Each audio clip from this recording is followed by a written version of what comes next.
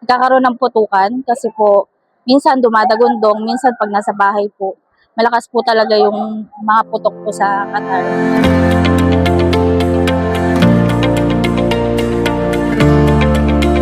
Ako po si Cecily Ann Perez. 9 years po akong nagtrabaho sa Qatar. Ngayon po ay nag-resign ako sa kadahilan ng sa gitna po ng giyera na natatakot po ako sa mga putukan doon. At isang dahilan din po ay ang aking pamilya. Ang nanay ko po ay may sakit.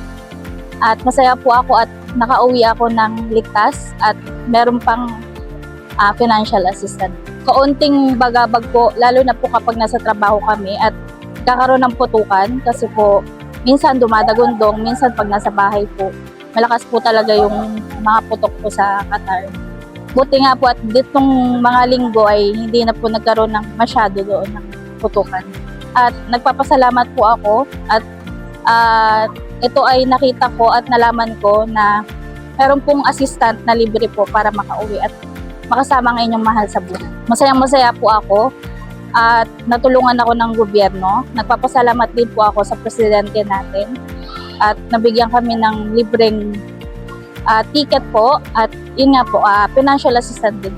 Patuloy kami magtulungan. Bali, nag-decide muna po ako sa kabila po ng giyera. Titignan po namin kung makakayanan namin mag-negosyo dito po. Bernie, ligtas ako nakauwi at masaya-masaya dahil natulungan ako ng ating gobyerno.